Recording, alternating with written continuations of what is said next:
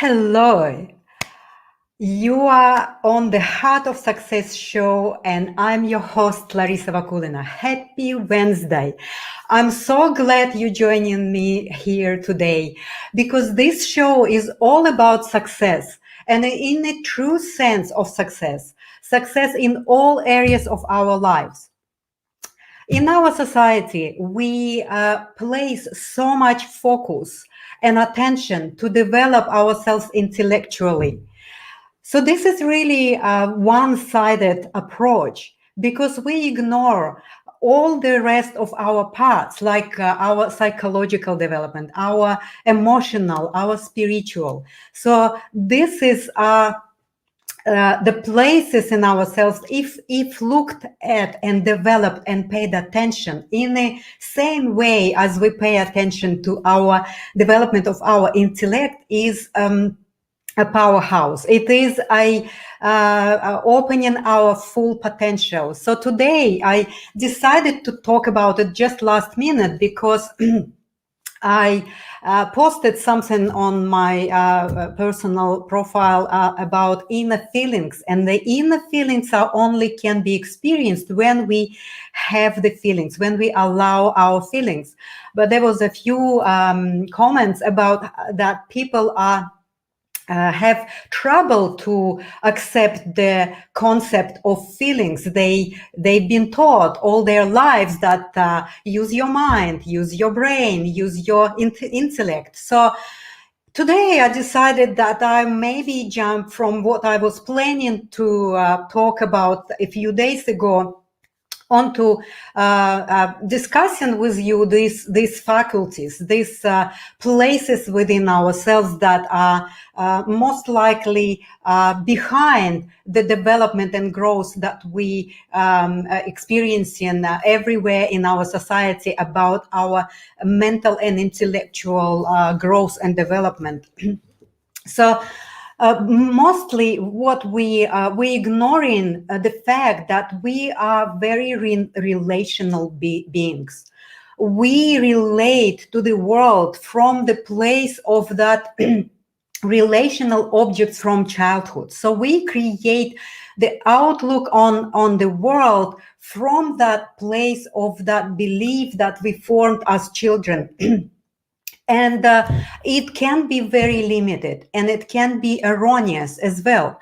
So by actually driving our life from that relational place of the childhood, we then become crippled in our life, and we not using all the other faculties that we are naturally given. We have this inbuilt system of biological, also energetic, and all of the other faculties that are working together as an open system. The open system, I mean that we are having this censorship. We're moving through the space with this device, a human body that is having and receiving the energetic and emotional and psychological and physical sensations. And sometimes we don't have explanation. In one day, we feel like we're very bright and we're very energetic. Another day, we fallen into the place of tiredness and wherever we experiencing not so well. And sometimes we don't recognize that we picking up all of these vibrations and frequency from the outside space, that because we are so relational and we in constant relationship with ourselves, with others, and with our environment. So when we are blocking our system, so we basically limiting our system to have all of this information and have all of this sensory device that we all hold within. I know we bombarded a lot with all of this information from outside of us, and we need to have strong discernment of how we go about it, how we receive it, or how we block it, or what do we do with this. I just want to tell you one little sharing what I learned some years ago about experiment that I believe it was from Bruce Lipton. He was a founder of the HeartMath Institute.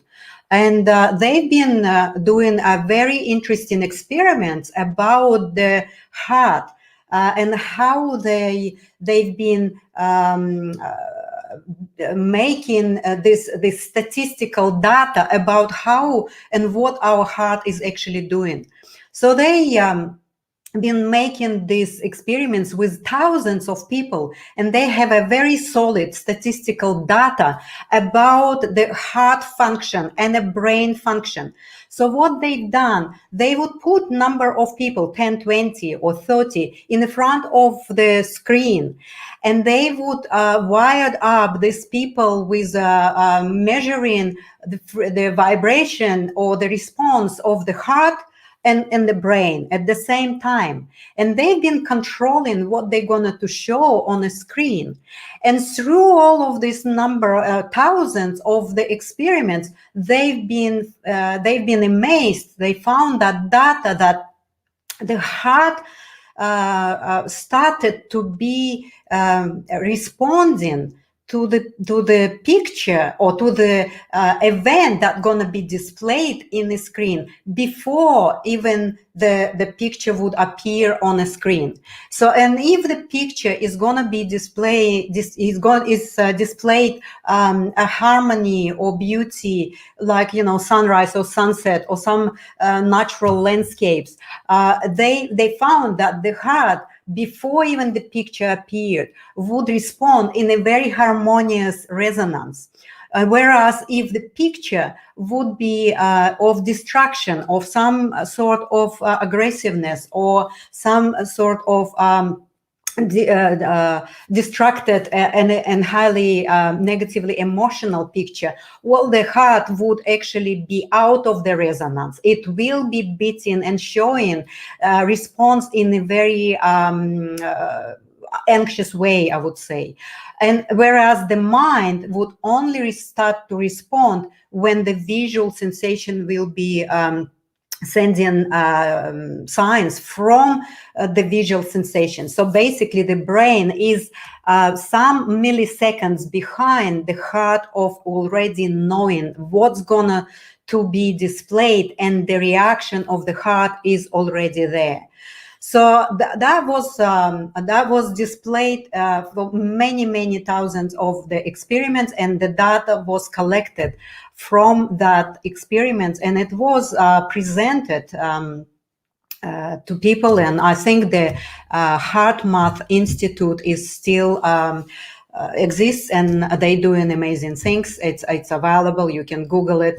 But that experience was many years ago, and so we know that our heart is the organ that not only having biological function, it has this navigation properties, it has this sensory abilities to actually to show us, to warn us, or to place us in a space where we know exactly what's going to happen or what's happening.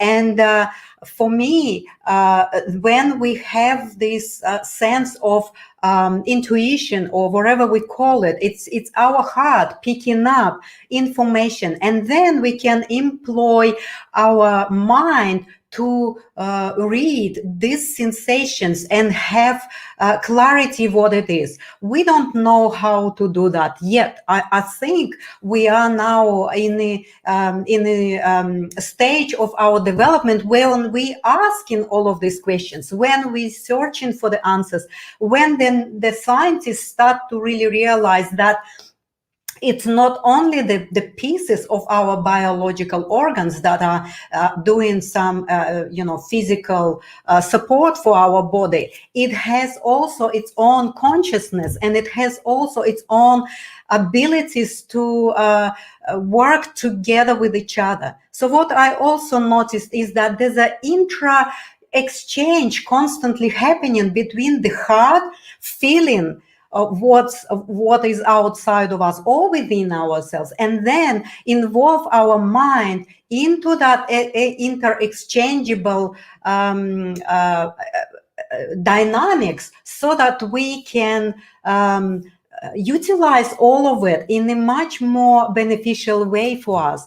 But of course, because we are been taught and we've been trained in most of our educational institutions, at school, within our families, we kind of busy of developing our intellect, and we often suppressing what our hearts are feeling, and we then become really habitual in terms of how we perceive what the situation is just right in front of us.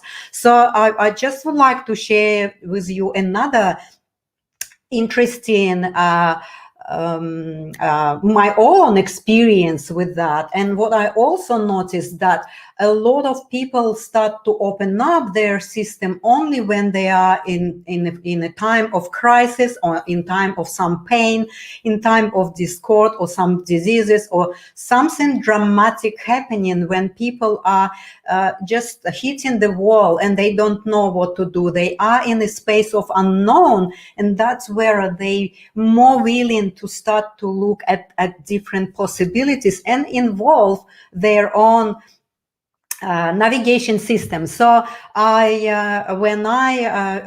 already talked to you about that. I was myself in a deep crisis some years ago, and I was in a cancerous journey, and I purchased the property based fully on my feelings. I was not intellectually understood why I have these very strong feelings pulling me towards this decision. I didn't make that decision yet. I was suppressing this feeling, which was so strong. But then, of course, I give in into that, and I trusted the feeling. And my mind then decided that I'm gonna to trust that, and I'm gonna to go and do what really logically seems like not logical. So and when I purchased the property, I decided that I really would like to know what is here on this land, and I wanted to know it, not only just going around and looking at places, at some paddocks and the lake and the forest. I wanted to know on a deeper level of what energetically is here, and I employed a eco energy environmentalist that was measuring electromagnetic field of this property, and he created a big comprehensive map for me, with all of these geomagnetic currents and spots and points and electromagnetic fields, with all the measurements that he could put in there and analyzed through his devices and the methods that he was using. And he found a very, very significant spot that was vibrating in the highest level of this of the healthy immune system of the human beings. And I didn't know back then, but when he told me about that, I have this significant spot, which I call then bucket spot, because it was in the middle. It is in the middle of the paddock, and every time I would go there, I take a bucket to sit on it. And I was sitting one day on that bucket, and I was almost in a state of the meditative state. And I could feel presence. I believe that this is my heart was feeling some presence. I mean, my mind knew, well, how anyone could be present here? It's a paddock. There's no one around. And so I opened my eyes to actually confirm to my mind that, of course, there's no one. But every time I would close my eyes, I would just feel very, very, very strong presence. And I decided that I'm gonna to allow that presence to be with me. And that presence was really pleasurable. It was really amazing. It was very soft and very gentle, and it was very loving. And I didn't know what it is. But then when I was just allowing this process to be with me, then there's inter-exchange happening with my feeling and the mind just told me one word: Dalai Lama. I was just completely shocked because I'm not a Buddhist. I'm not following any particular religion. I respect them all, but I didn't know how to cope with this, what to do with this. I just laughed. I basically judged myself and was just saying, what is silly and stupid, whatever. We always so quick to judge. And when I finished, meditation there, I just took a bucket and I went back home. But the presence and experience of that was so strong that I actually was curious about it. And I went on Google and I started to search Dalai Lama. And of course, we know that he's an ambassador of peace. He's visiting countries and giving talks and things like that. And that when I was doing it, it was back in 2012. But what I was reading, that Dalai Lama is visiting Australia in 2013, basically in 5 months from what I was sitting on my spot. And he would visit South Australia and the Kangaroo Island, which is very close to where I live. And that road for him to go to this Kangaroo Island is basically very close to my property. I was amazed to see how that information, without me absolutely not having any idea, but I decided to take a step, to take an action, to really just look at these feelings. And I found all of this information, and it was amazing. Like, I thought to myself, oh my God, he's gonna be here very close. What if I contact him? And then the mind straight away jumped in and said, well, who you are? Contact Dalai Lama, and why would you do that? So basically I kind of dropped that idea, but the feeling was so strong. And I write letter to Dalai Lama saying that, I bought the property. I know this is have some significance because it is for the benefit of many. And I would really appreciate if you can come and visit and bless this place. So just like, as a child, I was just thinking, okay, I'll write that letter. And without even knowing how I'm going to actually send it, whom and where, because on the website and all these publicly available places about Dalai Lama, there's no contacts. There's really is not really a contact there where I can actually reach him. So, and I wrote the letter and I kind of forget about it. And in a few weeks' time, I went to meet with my friend that she is a lecturer at university, and she was talking about her supervisor, that he is just so busy with preparation with preparation of the Buddha house here in South Australia for the visit of the Dalai Lama. And I was like, wow. That seems like, something that I can maybe ask a question. And I just asked her, look, I wrote letter, but I don't know how to pass it on to Dalai Lama. And your supervisor is a Buddhist, and he seems like really excited about his visit here. And possibly he can help me to pass that letter to him. So and she was laughing about it. She was start to judge that as well. And then I said, well, maybe you just ask it. We're not losing anything.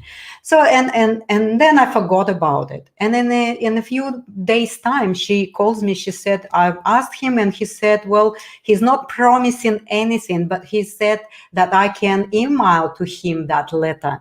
And basically, that's what I did. I emailed this letter, and I completely forgot. I disattached from this idea because I kind of thought that I've done everything. I've done everything that I could act on my feelings. And regardless of the result, if the result will be that I'm, if he visit my place, or maybe there's completely nothing and no one will pay attention to it, it was really doesn't matter for me. So, and I forgot about it. And after 3 months of sending that letter, I received reply back from the people that are close to Dalai Lama, and they've been saying to me that they glad to hear that people are, buying properties, they build in places that could help many people, and he would be happy to visit my place, but unfortunately, because the program and the safety measures are in place long before his travel arrangements, they cannot, of course, allow him to just go off route and come and visit my property. But he would like to invite me to a very private gathering with him on one of the days that he's here in South Australia. So I received a invitation ticket for a gathering with Dalai Lama, only with about 50 people. So that's how we sometimes not looking at how our feelings can actually guide us, and our actions based on that feelings can also give us a new opportunity or give us a new chance. And also this attachment or non-attachment to that is really an important point.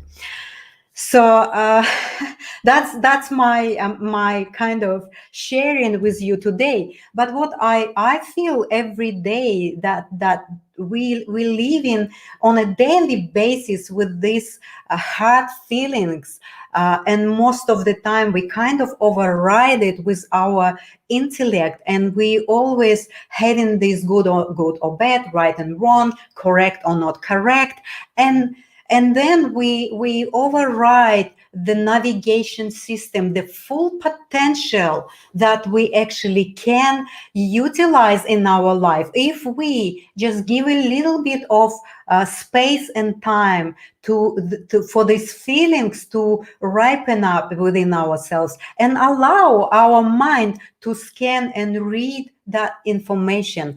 And of course, it is possibly practice, I don't know. For me, that was spontaneous, but I now know that for me it is a practice as well as training our muscles. We train in our ability to utilize all the inner resources and potential that we all hold within ourselves. So today I would like to recommend for you 3 points how you can start to also involve and utilize your inner resources in your daily life. As we all know, and you experienced yourself, I'm sure many times, when you think about someone they call, or when you have some meeting and you feel that there's something not right for me to meet these people, or something is not particularly resonating with that meeting. I wait until the last minute, and these people mostly canceling themselves, because my intention of not really fully connecting to that particular experience in my life is really not connected to the whole faculties of me, right? And because we are vibrational, we also affecting others through the field about our intentions. So the 3 points I would like to point for you today and invite to start to practice within your daily life is that recognize your feelings, regardless of what they are.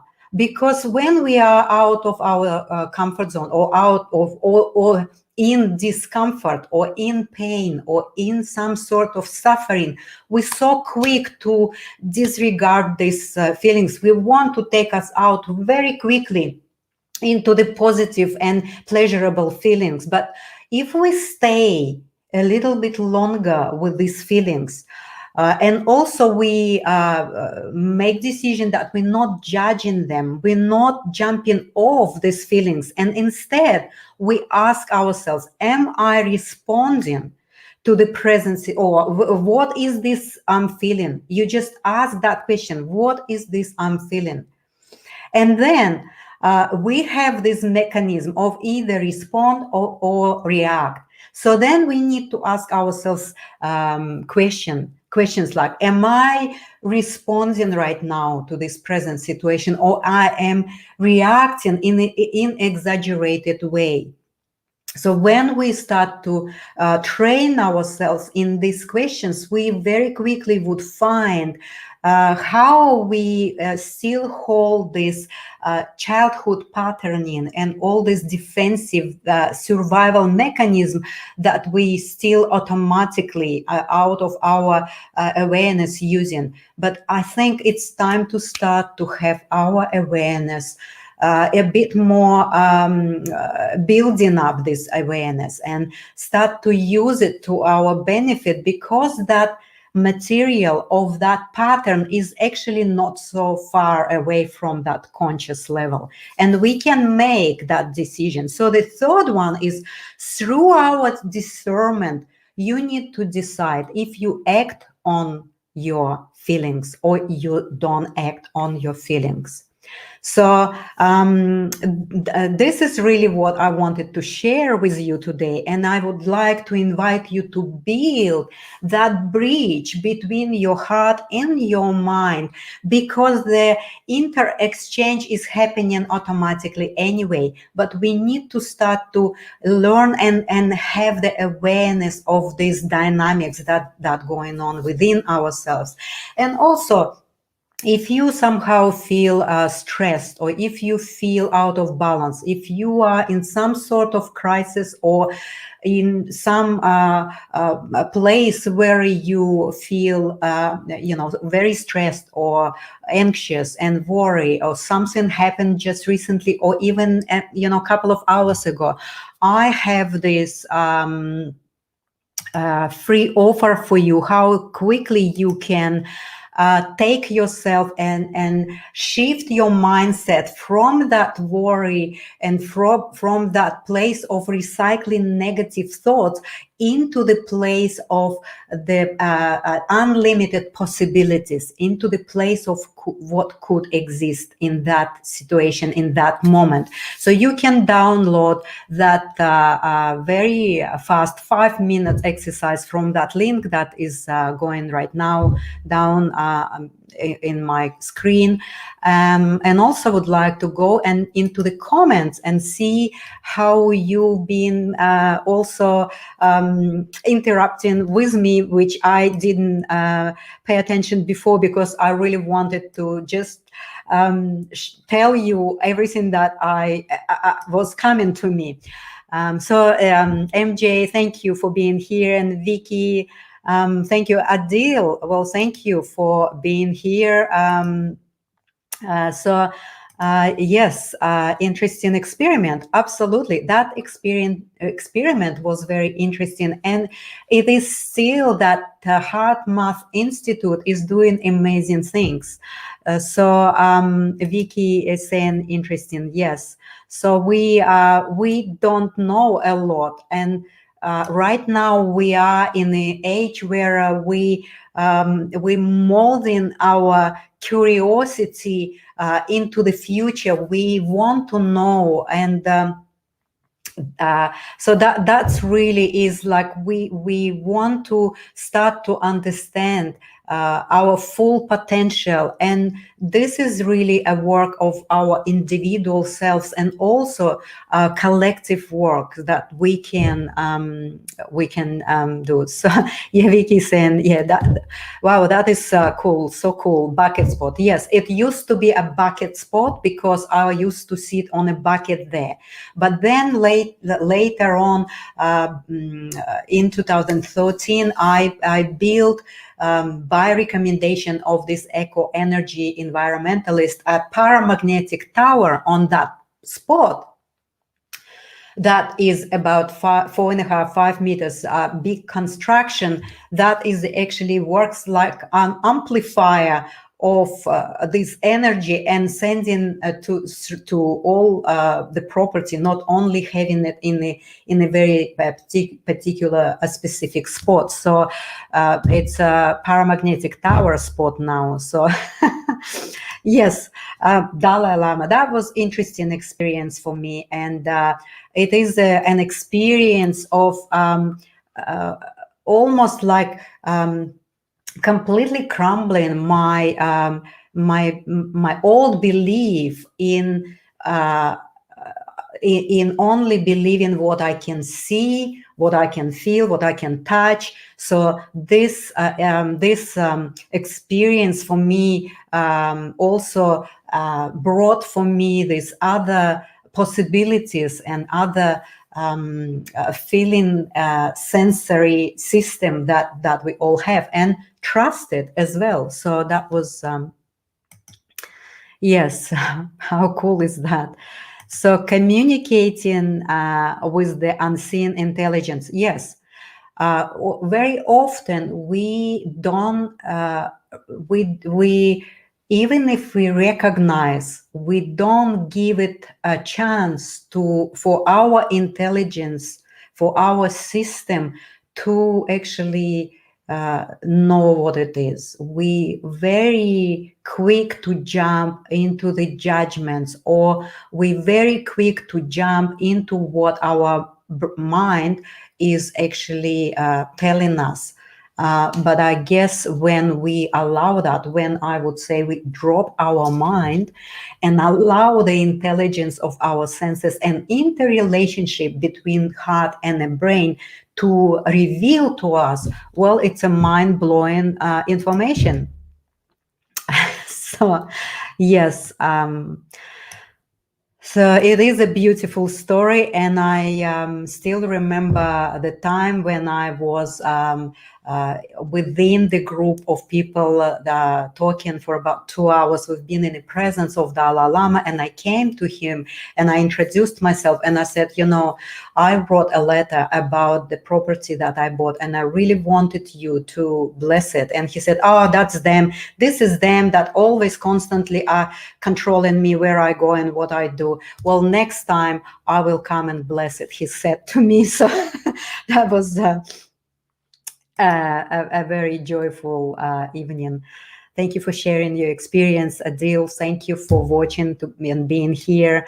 So yes, thank you so much, guys. You here, and you are my heroes, and I am taking risk every week on Wednesday to be in the front of you and give you some information and experience and knowledge and tools and methods and motivation for you to start to love yourself more and start to tap into these inner faculties or higher faculties that you have within yourself. Well, thank you so much. And I would like to just say goodbye to you. And I will be back on Wednesday at 2 p.m. South Australian time with another topic, with the ones that I probably was planning to do today, or maybe some other topic. I will go with my feelings. Thank you so much, and love yourself.